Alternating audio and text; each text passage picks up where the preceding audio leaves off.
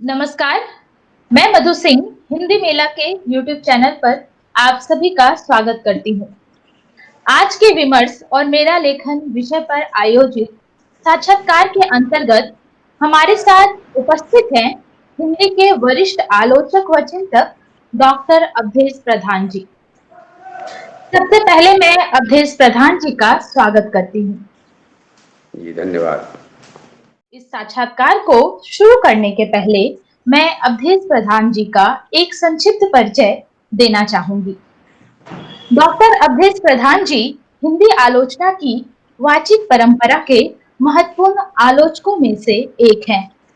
अवधेश प्रधान जी Ram Manohar Lohia degree college और काशी हिंदू विश्वविद्यालय के हिंदी विभाग में लगभग 40 वर्षों तक अध्यापन के बाद इसी वर्ष जून 2020 से सेवानिवृत्त हैं। इनका रचना संसार व्यापक होने के साथ साथ विविधताओं से भरा हुआ है।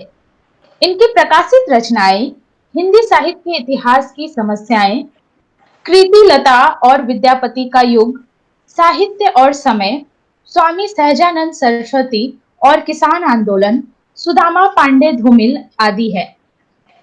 इसके अलावा इन्होंने काव्य और अर्थबोध, कविता का शुक्ल पक्ष आदि पुस्तकों का संपादन भी किया है। अवधेश प्रधान जी को भगवत सरन सम्मान, सावित्री त्रिपाठी स्मृति फाउंडेशन सम्मान, कर्मयोगी सम्मान, काशी विद्या रत्न सम्मान आदि पुरस्कारों से सम्मानित किया गया है। कई समस्याओं को अपनी रचनाओं के केंद्र में रखने वाले अवधेश प्रधान जी को आज अपने बीच पाकर हिंदी मेला समृद्ध हो रहा है। सर, मेरा पहला प्रश्न है आपसे कि आज के वातावरण में मानव अधिकारों के लिए कितनी जगह है? जी मधु जी, मानवाधिकार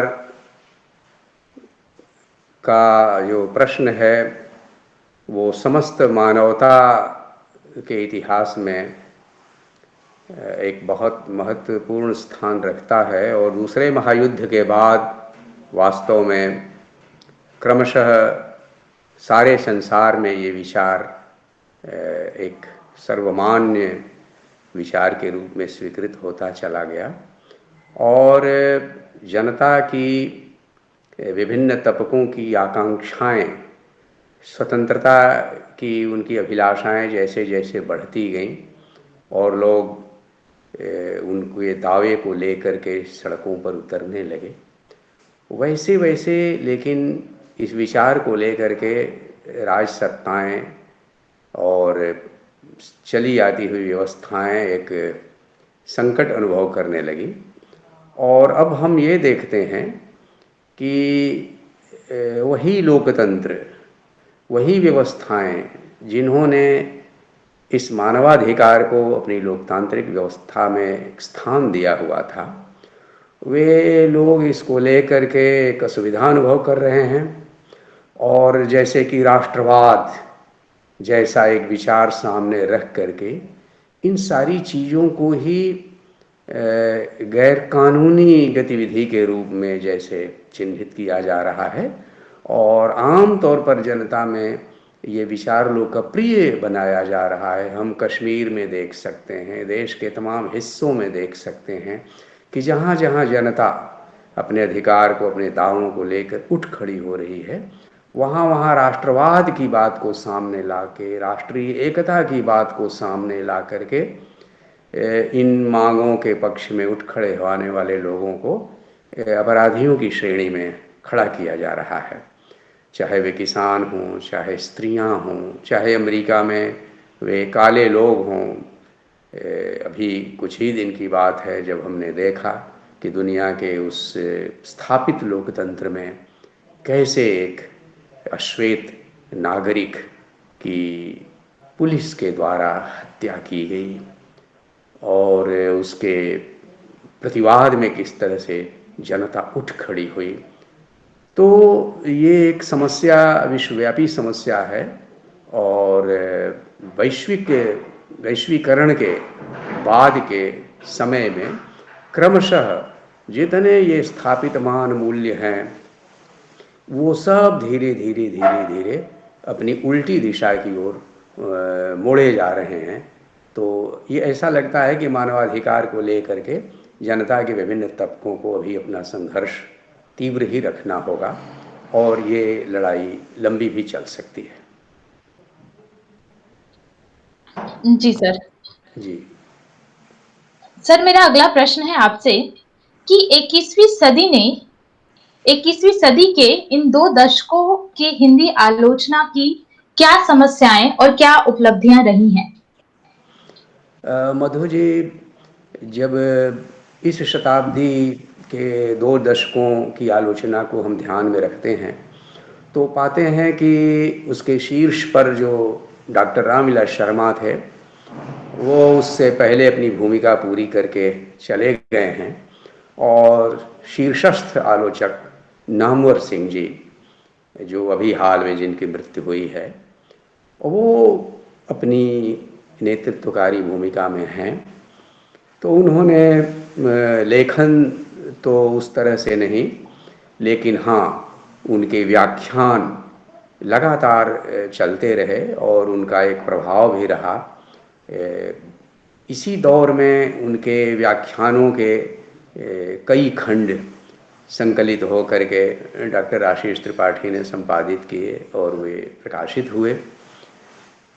तो उन बहसों में, उन भाषणों में नामवर जी ने समकालीन विचार जितने हैं उन सब पर उन्होंने अपनी जो मान्यताएं रखी हैं उसने हिंदी आलोचना पर एक अपना असर डाला। उसके बाद देखते हैं हम कि जो कुछ मुख्य प्रश्न हैं जो कि शुरू हो गए थे 20वीं शताब्दी के अंत में ही, दलित प्रश्न, स्त्री प्रश्न, आदिवासी विमर्श, ये जितने सत्तामूलक विमर्श हैं वो 20वीं शताब्दी के अंत में जो शुरू हुआ वो विचार विमर्श वो इन 2 दशकों में भी जारी रहा। उसमें खासियत लेकिन एक यह रही कि प्रगतिशील आलोचना जो आम तौर पर वर्गीय प्रश्न को लेकर उसको मुख्य कड़ी मानते हुए जो साहित्य पर विचार करती थी और उसका एक अपना सौंदर्य शास्त्र था, तो उसमें और इस सत्तामूलक विमर्श में एक सामान्य बात यह है कि वे भी वस्तु और रूप में वस्तु को ही प्रमुखता देते हैं और उसी तरह से स्त्री प्रश्न, दलित प्रश्न, आदिवासी प्रश्न ने भी साहित्य में अंतर्वस्तु को ही महत्व दिया। जैसे कि शरण कुमार लिम्बाले ने कहा कि अगर हम अपना रुदन व्यक्त करते हैं साहित्य में और आप अब साहित्य की पुरानी सौंदर्य शास्त्रीय कसौटी ले करके आप कहते हैं कि आपकी रुलाई की जो लय है वो बहुत खूबसूरत है या कि वो लय ठीक नहीं है या आपकी रुलाई बेसुरी है, तो ये तो हमारी रुलाई को ही एक तरह से परे ढकेल देने की बात हुई, लय मुख्य बात हो गई, तो ये आलोचना ही फालतू की चीज़ हो गई। तो आप देखें तो ये चीज़ यही बताती है कि इन लोगों ने स्त्री समस्या को, दलित समस्या को, आदिवासियों की समस्या को, जो कि एक व्यापक राष्ट्रीय समस्या है, सामाजिक समस्या है, उसी को साहित्य में भी एक मुख्य समस्या के बतौर रखा और इस तरह से प्रगतिशील आलोचना में जो वस्तु को ही प्रमुखता देने वाली बात थी वो यहाँ भी जारी रही। और इसीलिए उन्होंने बार बार कहा कि हम चली आती हुई सौंदर्य शास्त्र की कसौटियों को नहीं मानते। प्रेमचंद ने भी कहा था कि सुंदरता की कसौटी बदलनी होगी, उसके मेयार बदलने होंगे। तो उसी तरह से हम देखते हैं कि इस विमर्श के साथ ही पर्यावरण, ख़ास तौर से देखिए तो जो यूरोपीय साहित्य है, अंग्रेज़ी साहित्य है, उन लोगों ने इसको बहुत गंभीरता से लिया है। बल्कि हमारे यहाँ कविताएं तो उस प्रश्न को लेके खूब लिखी गई, बहुत अच्छी। यानी उसमें केदारनाथ सिंह एक बड़े कवि हैं, बाकी सभी कवियों ने भी इसको लिया, क्योंकि अब छायावाद का प्रकृति चित्रण हमारी कविता में नहीं, अब प्रकृति आती है एक पर्यावरणीय प्रश्न के रूप में। मानव और प्रकृति के बीच का जो संबंध है वो बुनियादी रूप से बहुत ही असंतुलित हो उठा है, और इसलिए कविता में वह एक नया स्वर है। लेकिन आलोचना उस चीज़ को नहीं पकड़ सकी, और ये सत्ता मूलक विमर्श की तरह से, उसी तरह से ये पर्यावरणीय विमर्श बन करके नहीं आ सका है। जबकि अंग्रेजी में अमिताभ घोष ने बाकायदा इस पर एक अलग किताब ही लिखी है, तो वो हिंदी में इसको गंभीरता से नहीं लिया गया है। इसी तरह से जेंडर विमर्श को लीजिए, तो जो किन्नर समुदाय है उनको लेकर के कुछ रचनाएं आई हैं, लेकिन आलोचना में वह कोई एक विचार बनकर, बहस बनकर छा गया हो, ऐसा हिंदी में दिखाई नहीं देता। दूसरी चीज़ है कि इन विमर्शों के साथ साथ लेकिन जो प्रगतिशील आलोचना की विरासत थी, किसान, मजदूर या स्त्री और दलित और आदिवासी भी मुख्य रूप से अपने तात्विक बुनियादी रूप में वर्गीय प्रश्न ही हैं।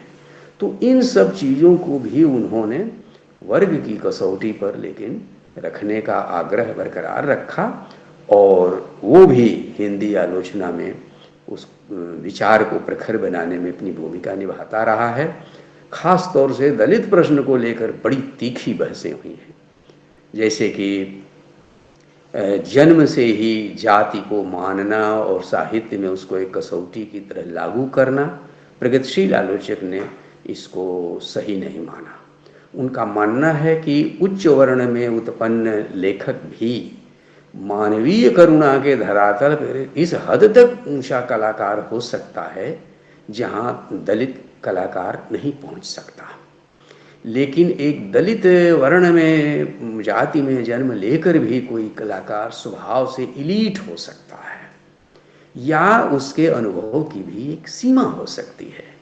तो इस तरह से आप देखें तो प्रगतिशील आलोचना ने दलित प्रश्न को लेकर, इसी तरह स्त्री प्रश्न को भी लेकर, जैसे कि बार बार यह कहा गया कि साहित्य के न्यायालय में इस तरह से साहित्य का मूल्यांकन नहीं हो सकता कि कोई स्त्री लेखक है, कोई दलित लेखक है, बल्कि उसका जो साहित्य है उसी के सौंदर्य का मूल्यांकन होगा, चाहे वह जिस जाति, वर्ण या लिंग का हो।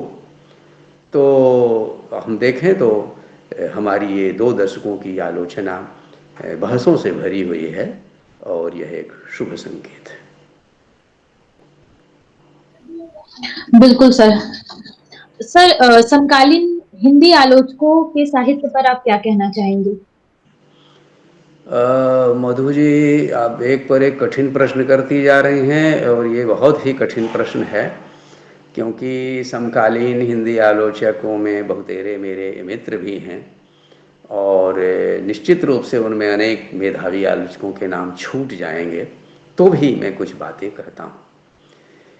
देखिए, एक तो पुराने बड़े लोग हैं, मैनेजर पांडे, विश्वनाथ त्रिपाठी, विजय बहादुर सिंह, नंद किशोर आचार्य, ये हमारे हिंदी आलोचना की जो विरासत है उसको अपने साथ लिए हुए आए हैं, और इन 2 दशकों के बीच भी जो भी युग के प्रश्न हैं उनको ओझल न करते हुए और पुरानी विरासत को संभाले हुए वे हिंदी आलोचना को लगातार निखारने में लगे रहे हैं। और इन 2 दशकों के बीच का भी जो सबसे अच्छा सर्वोत्तम लेखन है वो उनका है। इसी तरह से आप देखें तो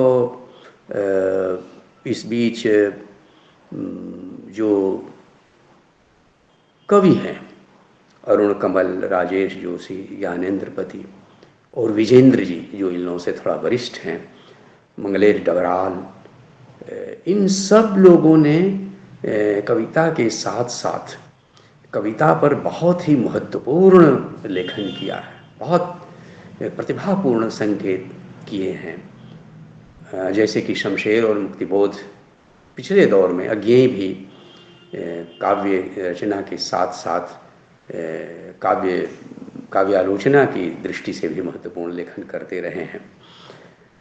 विश्वविद्यालयों में भी देखिए तो ऐसे लोग रहे हैं जो एक अध्यापकीय ज़रूरत है उससे घिरे ही नहीं रहे हैं, बल्कि उनका लेखन विश्वविद्यालयों के पार साहित्य के व्यापक क्षेत्र को संबोधित करता रहा है।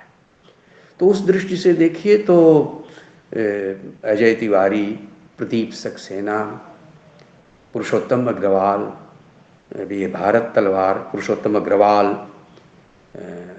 सोमनाथ जी, तो इन लोगों ने विश्वविद्यालयों में रहते हुए भी इस तरीके का लेखन किया है और इन सबका अपना एक विशेष क्षेत्र भी रहा है।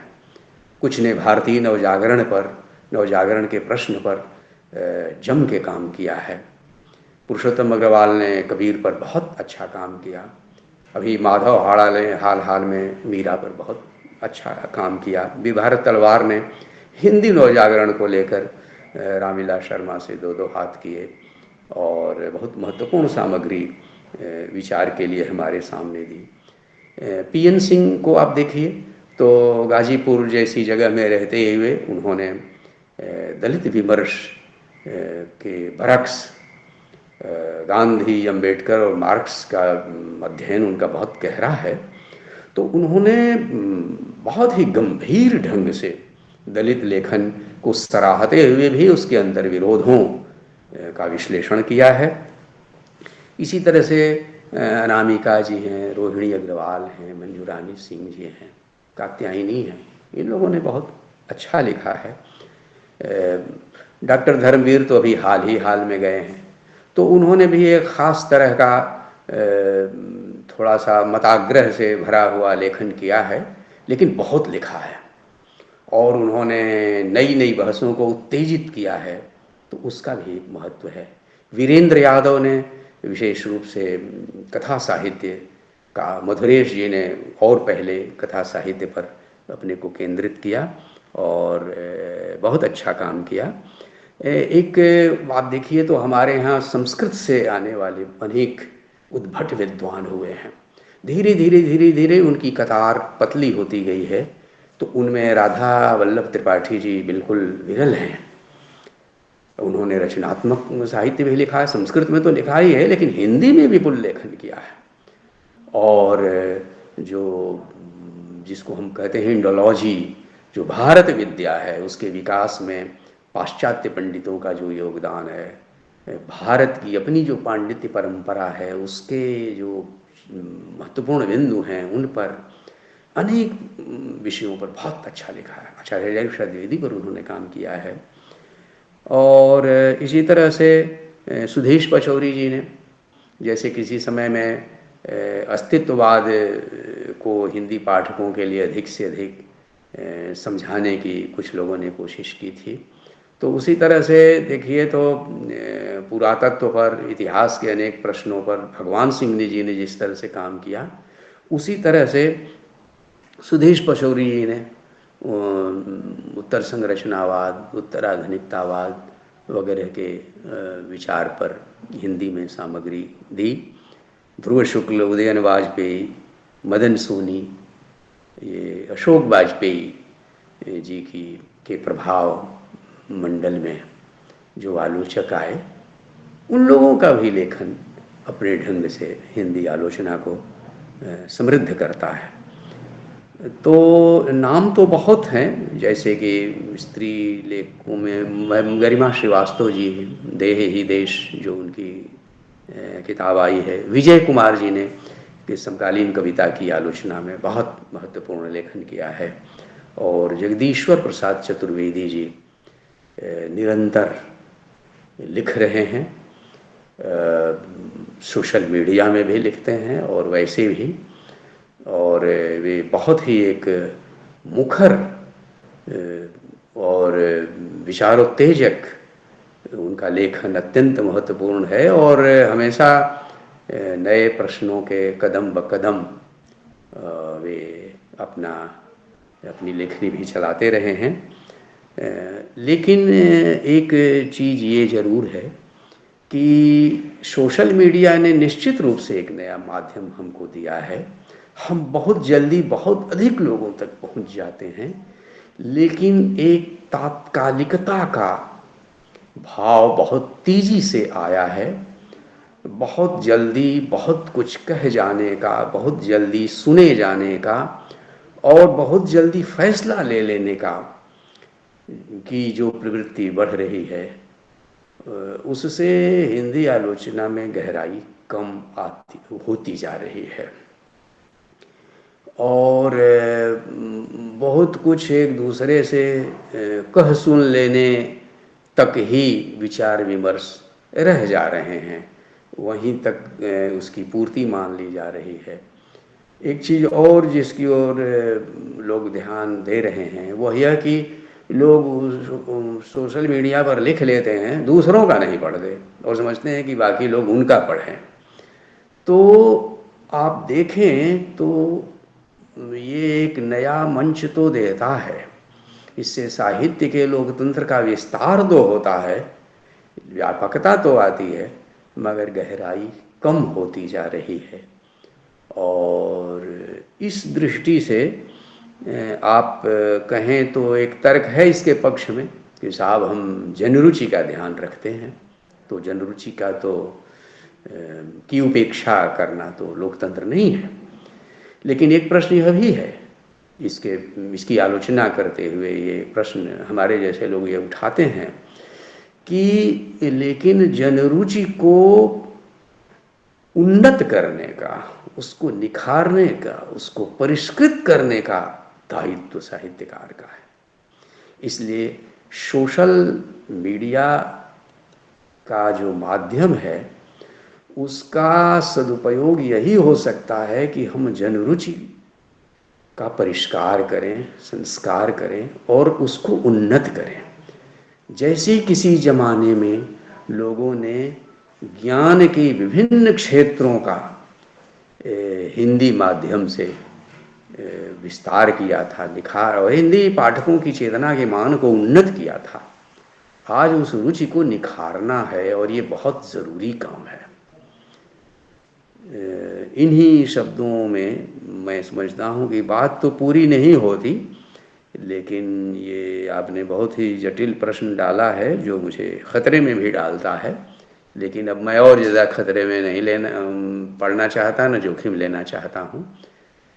थोड़ा कहा और समझना बहुत, बस। जी सर। जी सर।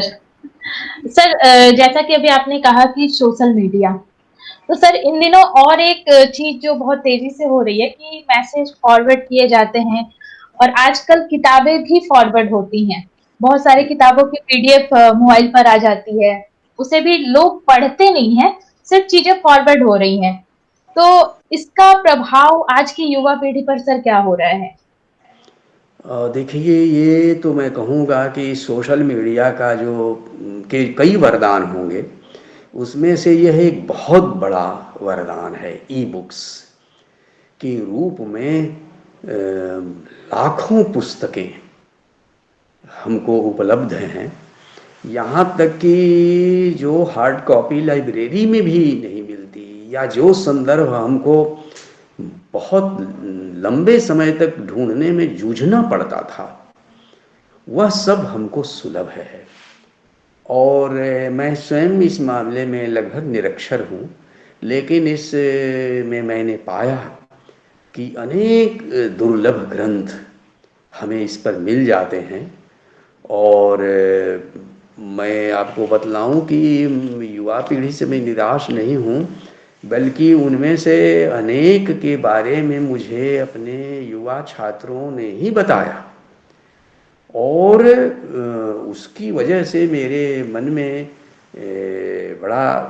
बड़ी उम्मीद मेरे मन में जगी इस नई पीढ़ी के प्रति कि वे जो पुरानी उपलब्धियां हैं, जो पुराने रचनाएं हैं, उन सब की वे पहुंच में हैं, उनकी पहुंच में है ये पुरानी रचनाएं।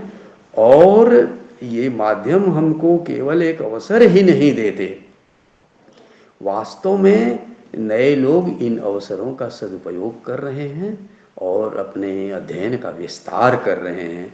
यह देख के सबसे अधिक मैं अगर उत्साहित हूँ इस सोशल मीडिया से, तो इसी चीज़ को लेकर हूँ। बिल्कुल सर।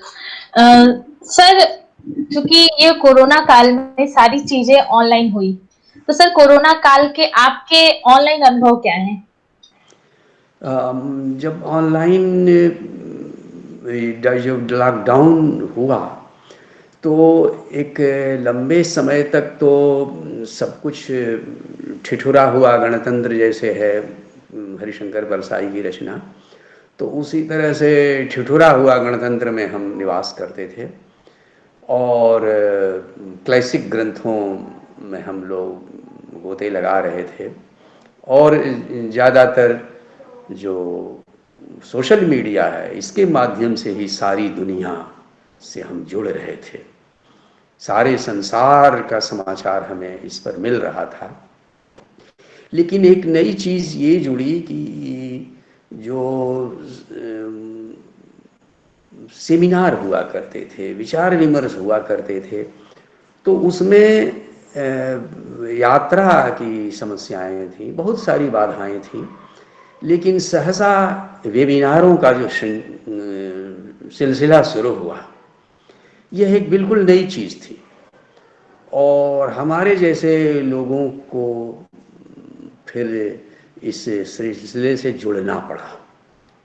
और निश्चित रूप से इसमें हम लोगों ने अपने परिवार के लोगों की ही मदद ली, लेकिन उन लोगों को के लिए भी एक अनुभव था और मेरे लिए भी एक नया अनुभव था।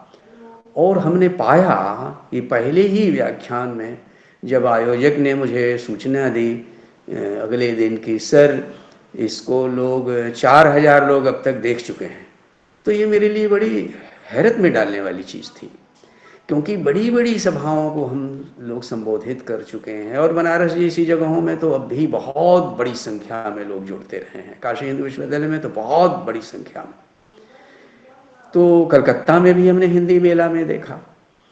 तो ये जो शहर जो पुराने साहित्य संस्कृति के केंद्र रहे हैं, लेकिन किसी में साहित्य सभा में 4000 लोग हों, ऐसा तो नहीं होता।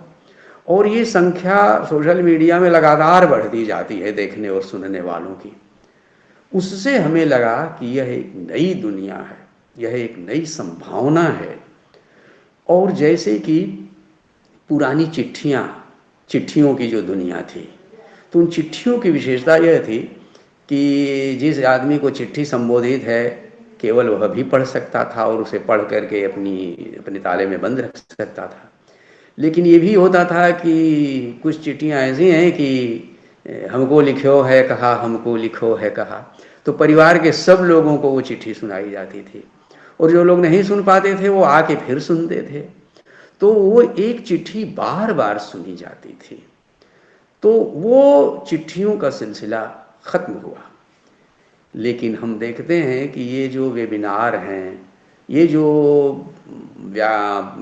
प्रवचन या भाषण हैं, व्याख्यान हैं, इनको जब हम YouTube में डाल देते हैं तो वो एक स्थायी संपदा हो जाती है, और फिर हम कभी भी बैठे हुए, लेटे हुए, खाना खाते हुए इत्मीनान से जब चाहे छत पर जाके टहलते घूमते हुए पार्क में हम उसको सुन सकते हैं। या कोई लिखते हुए संदर्भ की ज़रूरत हुई तो हम फिर उसे ऑन करके उस तरह से ताज़ा कर सकते हैं। तो ये एक नया अनुभव था, और फिर परिवार को भी इंतज़ार रहने लगा कि, और हमारी बहुएं भी मजाक करने लगी कि पापा फिर अगला वेबिनार कब है, पापा आप तो रिटायर होके आप और ज़्यादा व्यस्त हो गए, सबके लिए लॉकडाउन है, आपके लिए तो बिल्कुल अब ये नया खुल गया, आपकी कार्यशाला खुल गई।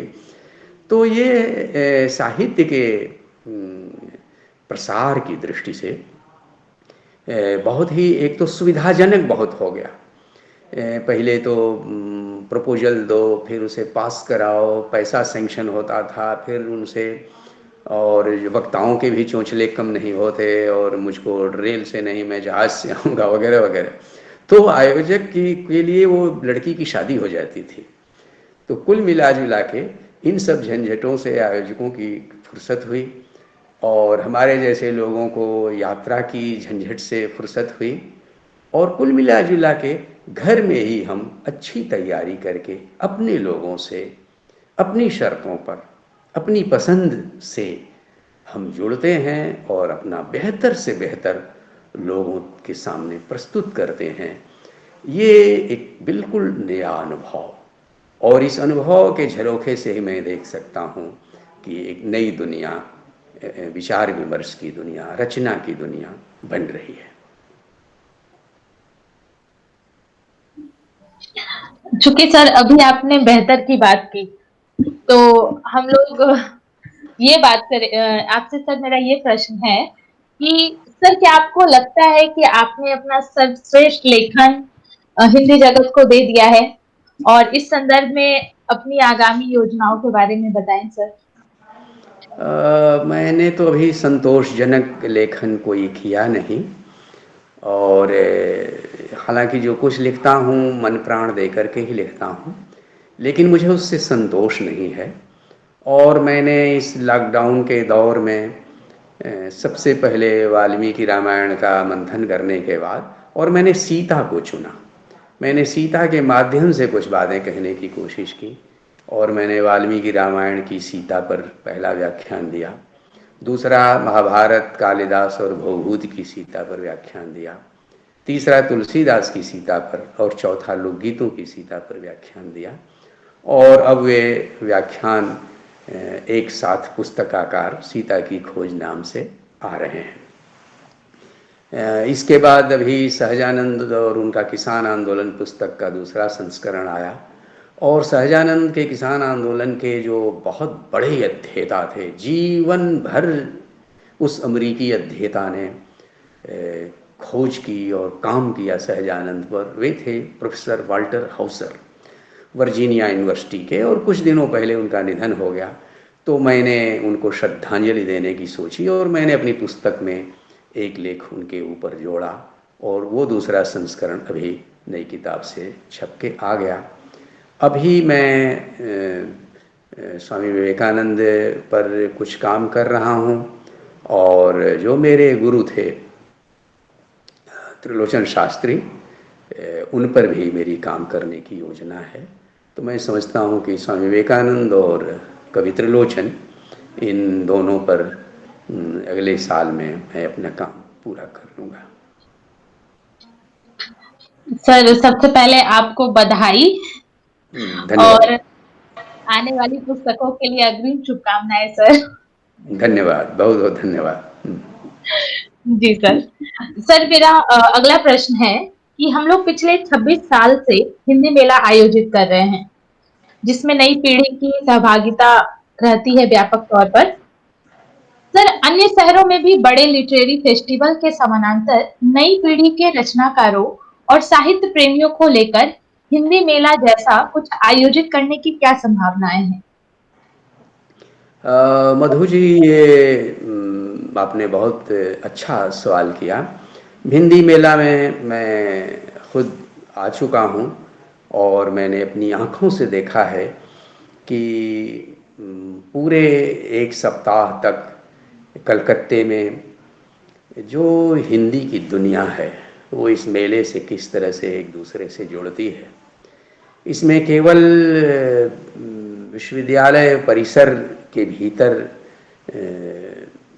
रहने वाले लोगों का ये मेला नहीं होता, बल्कि इसकी खासियत मैंने ये देखी कि इसमें हिंदी समाज से, हिंदी भाषा से जुड़े हुए लोग, यानी शिक्षक, छात्र विद्यालयों के और सभी आयु वर्गों के छात्रों को और उनके अभिभावकों को, हिंदी समाज के वे लोग जो व्यापार वाणिज्य में लगे हैं, वे तमाम लोग इसमें जुड़ते हैं, अनेक समाज सेवी लोग इसमें जुड़ते हैं।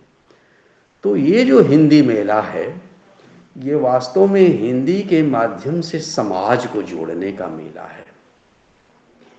और किसी भी मेले, और इस मामले में एक नया मेला है, एक नया प्रयोग है, नया सामाजिक प्रयोग है।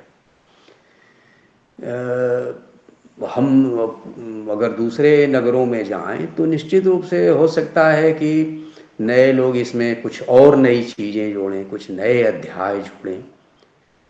मॉरिशस में मैंने इस तरह का भोजपुरी मेला देखा था, तो उसमें वो लोग जो व्यंजन हैं तरह-तरह के, हस्तशिल्प हैं, इन कई चीज़ों का वे लोग उसमें विभाग जोड़ देते हैं। जैसे कि हिंदी पुस्तकों का भी एक मेला उसके साथ जोड़ा जा सकता है। लेकिन अपने बलबूते जितना हो सकता है शंभुनाथ जी के प्रयास से और उनके मित्रों के सहयोग से एक ऐसी चीज़ जिसमें पुराने लोग और नई पीढ़ी के जो युवा साहित्यकार हैं, अध्यापक हैं, लेखक हैं, साहित्य प्रेमी हैं, उन सब का जुड़ाव होता है। नाटक के माध्यम से, कविता के माध्यम से, और बंगला में तो काव्य आवृत्ति की परंपरा ही है, तो उसके माध्यम से ये एक बिल्कुल अनूठा उदाहरण है।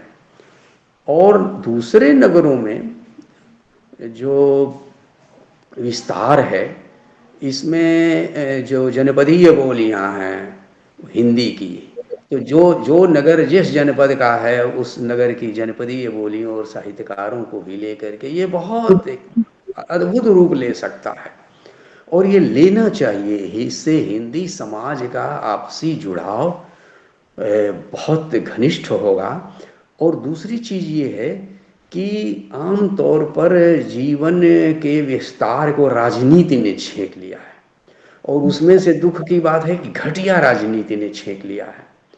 तो अगर राजनीति का शुभ पक्ष और साहित्य का शुभ पक्ष मिलके, समाज सेवियों का भी, सामाजिक कार्यकर्ताओं का, एनजीओ बहुत हैं इस देश में, तो विभिन्न नगरों में अगर इनको लेकर के साहित्य मेला के ही और नगर संस्करण अगर होते चले जाते हैं, तो वाकई ये हिंदी समाज का एक नायाब साहित्यिक सांस्कृतिक आंदोलन बन जा सकता है, और इसको जरूर होना चाहिए। अभी तो पुस्तक मेले हो रहे हैं, और उन पुस्तक मेलों के साथ प्रकाशक कोई एक गोष्ठी जो पुस्तक के विमोचन के साथ जुड़ी रहती है वो करते हैं। लेकिन अगर उसके साथ ये साहित्यकार मेला, साहित्य मेला जोड़ दिया जाए तो ये एक बहुत सांस्कृतिक चीज़ हो जाएगी, और इसमें सामाजिक प्रश्नों पर भी विचार होंगे। और इसमें मैंने यहाँ बनारस में जैसे बंगीय मेला होता है, एक बंगीय साहित्य समाज है यहाँ और एक बंगीय समाज है, तो इन दोनों के मेलों में मैंने देखा है कि तमाम नागरिक समाज के लोग इकट्ठा होते हैं जिनका साहित्य से वैसे सीधे लेना देना नहीं है, वो दूसरे दूसरे पेशों में हैं, लेकिन हाँ वे बंगाली हैं, बंगला भाषा से जुड़े हुए हैं। तो इस दृष्टि से हिंदी जाति की चेतना को जगाने के ख्याल से और उसको संगठित करने के ख्याल से यह एक नितांत मौलिक प्रयोग होगा। और मैं समझता हूँ कि कलकत्ता का साहित्य मेला इसमें निश्चित रूप से अगुआ है, और उसकी प्रेरणा से दूसरे नगरों में अगर ये होता है तो बहुत अच्छा होगा। और मैं अपने साथियों से चर्चा करूँगा कि बनारस में शुरू किया जाए। इलाहाबाद के साथियों से भी मैं बात करूँगा कि वे लोग बनारस में शुरू करें, इलाहाबाद में शुरू करें, और इस तरह से कुछ एक नगरों में हम शुरू करते हैं तो वाकई ये साहित्य मेलों का सिलसिला एक बहुत अच्छा सांस्कृतिक आंदोलन का रूप ले लेगा। बिल्कुल सर। सर हम लोग भी विद्यार्थियों के लिए, बच्चों के लिए किताबों के स्टॉल लगाते हैं ताकि बच्चों में, विद्यार्थियों में वो पुस्तक पढ़ने की जो संस्कृति है वो बनी रहे। और बिल्कुल, बहुत बहुत जी, बहुत सारे विद्यार्थी पुस्तक भी खरीदते हैं अपने सिलेबस की या फिर कुछ आलोचना की, तरह-तरह की किताबें वहाँ उपलब्ध होती हैं सर। सर बहुत-बहुत धन्यवाद। निश्चित तौर पर इस साक्षात्कार को सुनकर हमारे श्रोतागण समृद्ध होंगे। सर आपको पुनः धन्यवाद देना चाहूँगी, और आप स्वस्थ रहें, सुखी रहें और सृजनशील रहें सर। धन्यवाद।